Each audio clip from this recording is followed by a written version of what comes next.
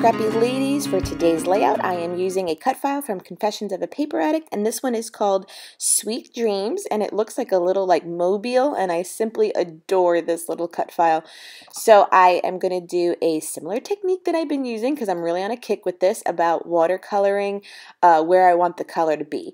Because I thought about just backing it as a cut file, but I feel like the areas were so small, and I knew I really couldn't pop dot this up like with dimensions. So the next best thing to make it special is to color it up with my watercolors, and I'm using my classic Jane Davenport collection. This is the bright set, and I'm using like the two dark blue colors because I wanted this to pop off that background paper that I selected, which is from Little Princess from Simple Stories, and it's just a sweet little light blue background that has like almost like fairy dust all over it, like twinkles.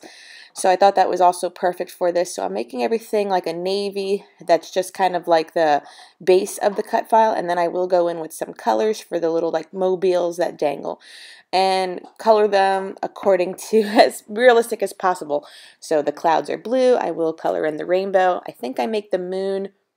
What color do I make the moon? Now I've lost my picture. Make the star yellow. I think I make the moon. Gosh, I really forgot. Maybe a light blue as well. And then the full moon on the bottom, I do just make pink. Now these little mobile things do come with like little face details, like eyes and nose and mouth. But I actually didn't need it for this because I do end up blocking a lot of the faces with some ephemera pieces from the Little Princess collection. So I did have them and I saved them from the cutting mat, but I just didn't utilize them for the layout, and I just had like a cluster of different embellishments that go over it.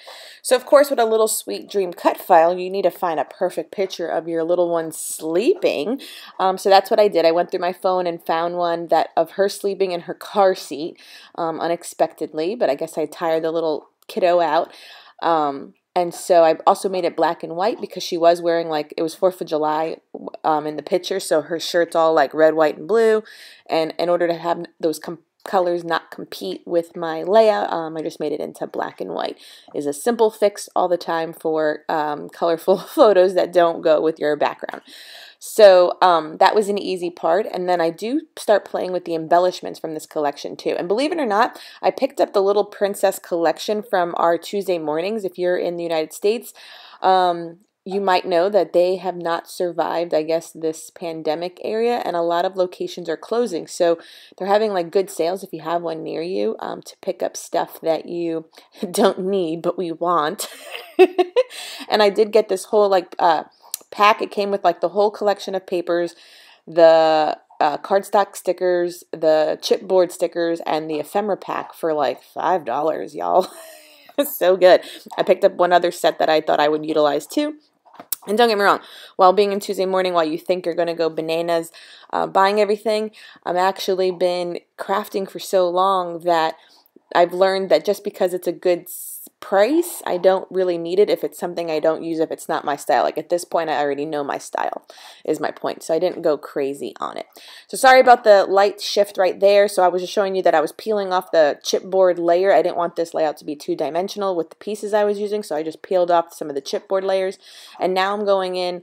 This was like after, you know, putting the kid to sleep with just iridescent glitter glue on top of pretty much everything. So everything, when you see the close-ups, has a twinkle to it because the iridescent glitter just shines, and I let it dry overnight without hoping to smudge it. So all of the cut file gets twinkled on, and so does the chipboard pieces. I add some glitter to all the elements to have some of the glitter shine through, which is really cute because I thought about adding some sequences, but you know, it's either glitter or sequence, Evie, not both. And so I love the way this layout came out. It was very simple, so give this cut file a try. This is part of the August release at the Confession of a Paper Addict, and I will leave the links down below. I hope you have some wonderful photos to scrap of your little one sleeping, and until next time, ladies, have a good day. Bye!